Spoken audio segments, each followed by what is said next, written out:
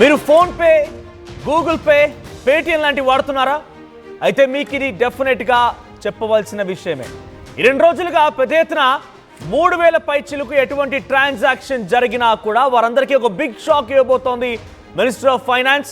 So వారందరిపైన తప్పకుండా UPI transactions వాడే వారికి 3000 పైగా ఒక రోజు వారీగా ట్రాన్సాక్షన్స్ జరిగితే వాళ్ళపైన ఛార్జీల మోత మోగించబోతోందని చెప్పి వార్తలు ప్రచారం జరిగాయి. అయితే వాటన్నిటిని కొట్టి పారేసింది. ఎటువంటి కండిషన్స్ లేవు, ఎటువంటి ఛార్జెస్ లేవు. గతంలో మాదిరిగానే సవ్యంగా ట్రాన్సాక్షన్స్ చేసుకోవచ్చని మాటని మినిస్ట్రీ ఆఫ్ ఫైనాన్స్ తెలియజేసింది. ఛార్జీలు వసూలు చేస్తున్నారంటూ తప్పుడుగా కథనాలు వచ్చాయి. అయితే దానిపైన కేంద్ర ఆర్థిక మంత్రిత్వ శాఖ క్లారిటీ ఇచ్చింది. ఊహాగానాలకి చెక్ పెడుతూ సీరియస్గా స్పందించింది కేంద్రం. తప్పుడు ప్రచారాలను నమ్మవద్దంటూ ప్రజలకు సూచించింది. తప్పుడు ప్రచారం చేసే వారిపైన కఠిన చర్యలు తీసుకుంటామని హెచ్చరించింది.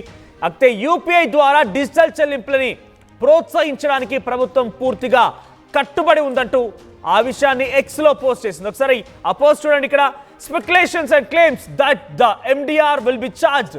మినిస్ట్రీ ఆఫ్ ఫైనాన్స్ చేసిన ట్వీట్ ఇది. MDR will charge on UPI transactions are completely false, baseless and misleading. So కొంతమంది కావాలని తప్పుడు ప్రచారం చేస్తున్నారని మాటని ఎక్స్ ద్వారా మినిస్ట్రీ ఆఫ్ ఫైనాన్స్ వెల్లడించింది.